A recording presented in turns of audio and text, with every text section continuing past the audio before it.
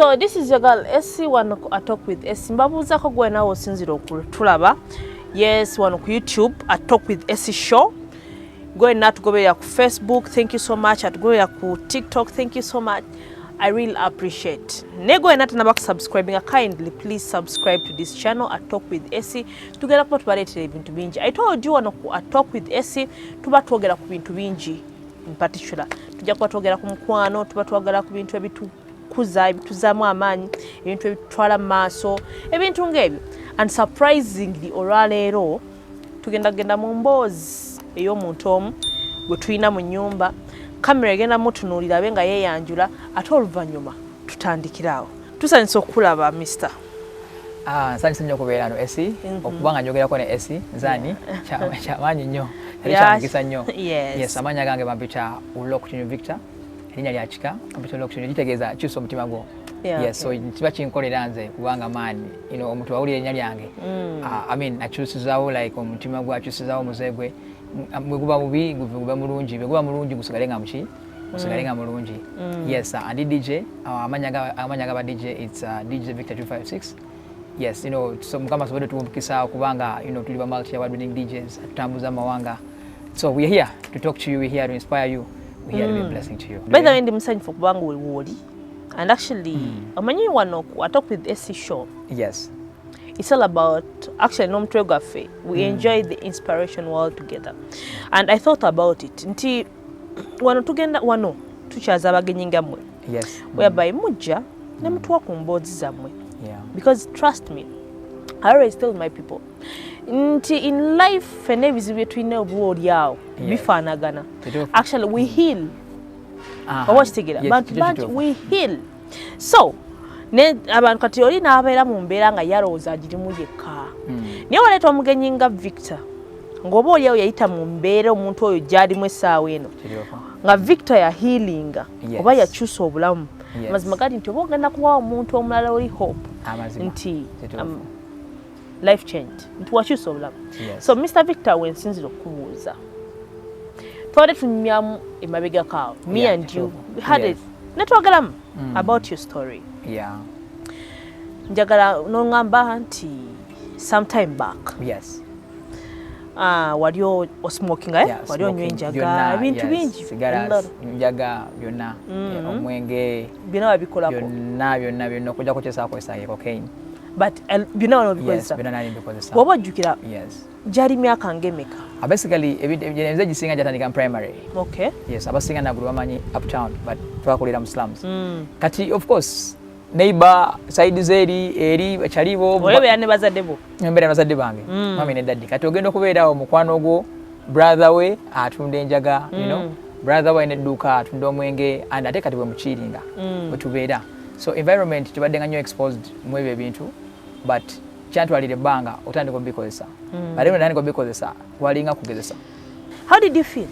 Now, the first time I felt high kubanga nakikola in excess, but enjaga basically is more of like enjaga ojituma choyagala gwagituma tekutuma oli wagamba njagala kunywa kucyankalana, njagala kunywa urwana, njagala kunywa kuta choyagala, njagala kunywa funero wekanga after drinking like toyagala kumanya muntu ena kutawanya katono, you're overreacting. Yes, so basically abamu nagamba njagala kunywa kupowa olunywanga ngampowe mmembe easy kati gwanywanga just to test oba na olina kyogamba tino nanywa kupowa oba had fun?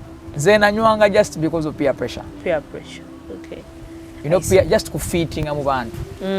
Yes, mu bantu botundamu ebintu ntunda is a supplier in kugamba nokugamba kiriya. Yes, and ebulamu eno nungi bi just community. I understand it's illegal. Ofunye kasente. Yes, ofunye kasente. Ate ebintu ebiri illegal bi sente. Sente zibeera mate mu ssomero ngo man just survive. Just surviving mu ssomero kumalako wali. Okay. Yes, so basically so nonywa mmanya kati otandisawo okunywa gwe bano watunza enjaga mwe process baguzize enjaga banga tulabye by the way ebintu bingi ebiva mu njaga omuntu anywa enjaga bamutu balabye nga bafuuka balalu ne babeera ku streets gwe kuba n'abantu boolaba bewaguzanga enjaga olina bojjukira bewalabako nti oba alina engeri gye yamufuula ekitagasa kituufu nina omukwano gwange omu ate yalina mwana mugagga mwana minisita yaggwawo si nti yafa but like you're losing his sense. Yes, in that nange era kyanzijjukira n'omusanga mukubu. Sometimes I try, nga omunagamba nti kati nze nsobodde okusurviving nsobodde okuvaawo n'ogezaako kumunoonya reaching out to him naye nga takyakujjukira oba nga naawe ng'omulaba kati olaba omuntu ono omunyamugamba ki yes naye ng'omusemberera because oli mukwano gwe but ye nga ye state gy'alimu nga yakyukira ddala so tuzeeyo wali eri tugambe kati tuze ku Victor because bali tubogeddeko so tuze ku Victor tulabye nti influence toyina nnyo kyamaanyi lwaki olwenywa enjaga gwe enjaga eno teyina kyeyakola kugamba kukosanga ogamba tunoba einawe yakuteeka nobeera nga kugamba naawe tokyali muntu nakulira mu Christian family so ate ebintu ebisinga nabikolanga kusomera so kati nga okomayo waka yo clean you pretend olaga kifaananyi kirala kifaananyi fit okomyewo waka oli clean mugenzeko mu church muzeeyo omuyambye wano mami omuyambye wali oli clean naye nga oddayo kusoma kati eyo yalinga period entono nti like myezi ng'ena ndiwe bati wenkomawo ndi clean we batyo so bayate bali bo bannoonyanga ne muki ne mu holidays kati nga bakunoonyeza mu holiday kati awo sigenda kukiringa naawe just want to come give me my money odigende I go naye nga bazadde abantu bano babeera nga nabo wakati beebuuza nga gundi alina mu kasente akajjawa kati omuzadde yinaina aba alina okubuuza atukola takola naye nga alaba olina sente so kati kyanyambanga by then kale nze nasobola blindfolding abazadde bange si kyenyumirizaamu ba nasobola blindfolding in that nali nkola bintu bingi kikati bwofuna sente mu njaga mami nakubuuza story ekyo nga sente nazije music nazije ku library olimbalimba wonna nazije ku saloon kuba kati nali nsala n'enviiri okusobola surviving oguzeyo kasukaali oguzeyo kaki amanya ali responsible is working oba akatono kafunye ali mu kuddizawo family kati tagenda nakulemerako nnyo kiraba yes this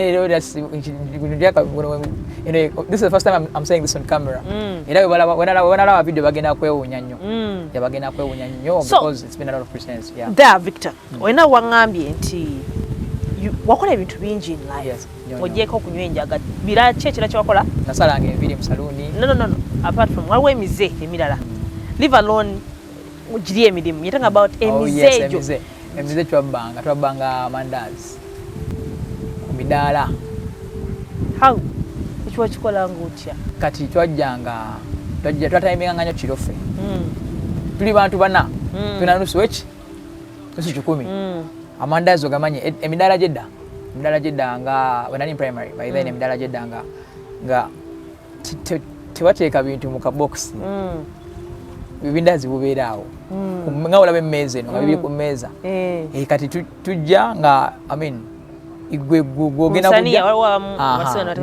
gwalina ssente gwakulembera mu maaso nonga njagalayo ya 10 oli aba akyakyuka okugyayo akaveera oba ekipapula eno nga gikola ki nga mujjayo eno nga batambula you get kasita omufuna sente zo naawe kasita omufuna sente nawe ofuna mandazi nga okola ki ng'ogenda so twakikola for some time okugjako twatuka olunaku kati nze nalaba nga batandise tuzuulazuula nnyo nalaba nga batandise ate omanyi nali mutiitizi nze ate abaganda bagamba mutiitizi akola ki awangaala kati nga tutuuka bwe ndaba nga mutali suspicious nnyo ngamba maani naye nkyasigenda kuddayo nga ogenda weekubiza so kati ekyo kyo kyanyamba nnyo nti sasobola kigenda nnyo sasobola ate kufuukira ddala mubbi ate emikwano gyange balinga babiri abamu baafa lwabuki lwa bubbi so nze simanyi nkyaka mukama ali ankumira bukumizaawo nobba onywedde enjaga tandise okuwunya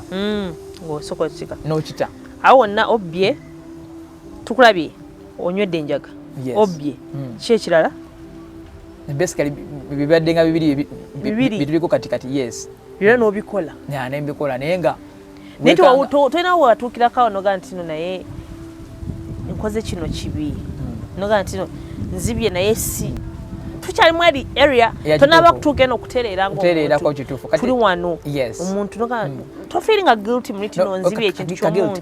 Let me tell you something, you can never like mulimu ekintu ekirondoola oba ebintu byokola nebirondoola tosobola kuba musanyufu era nakintu yes sabo izo obbye ekindaazi ogenda kirya just lwakubanjala naye bw'omala okukuta n'ojaga n'emaani mukazi mutadde muloosi oba omusajja mutadde muloosi oba kintu kyenkoze si kirungi. You get the point. Naye nga temikwano giga mana kiri fine man bro byerabira ebyo byawedde akufunya amagoba mangi. Yes, byawedde let's move on. A lot of stuff. Yes, and also sometimes when afunanga guilt eyo nambekanga sure nti wemba nkwasizaayo nfunye kasente that day nzirayo maybe nengamba bana ese kwaddeyo ebbiri kwaddeyo 1,000 naye nga nimuze mu bwongo nimukwesasuza loss oba damage nakoze eki damage twakoze nze no sina kuba muntu mulungi just because ekintu omanyi ebintu nga bya peer pressure okita mangu omutima otya mangu. Yes, wofuniramu okutya kwe oba okwekanga konna wekanga oyagala kutereeza bintu ebyo byonna ebbanga lina bwamala ngubba tebabakwatako okukwata bakwatanga naye kati ngamba gwe in particular tebakwatako nokati ebintu byankwasanga tebyali birala tekwali nate kubba yes okutukwatako ne batuteeka ne mukomera byali birala tebyo byali bya trespass. Yes, ate which that trespass just ngawo nagamba nti tofunye direction entuufu naye nga mukulabika ng'omubbi oba like omanye enfaananayo of course speaks a lot. First impression yatukwasa yes nensibisa ate omusango gwali mutono trespass eyo nali simanyi bagamba botamanya tekukujjako ki musango but byali binene nnyo byagenda paka mu government mu CID kubanga gye twakola trespass nga tetumanyi nti tukoze trespass kaali kafo ka ba diplomat so yafunamu okutya kungi nnyo era twafuna kye bayita criminal torture twabonyaabonyezebwa tortured by by the army people.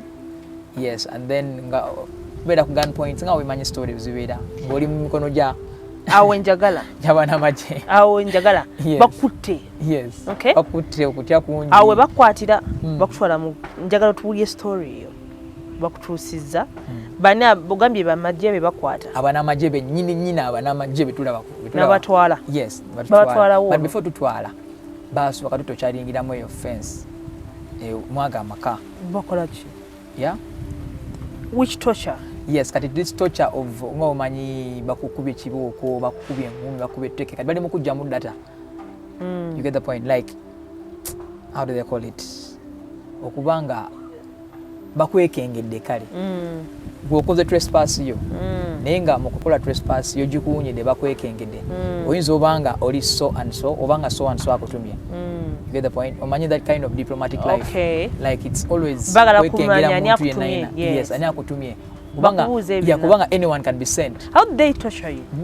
Batukuba kibooko batukuba engumi batuteeka ku gun points. You get the point? Eyo moment yali trauma nnyo. bagamba mujjemu engoye twajjamu twasigaza mpale z'omunda.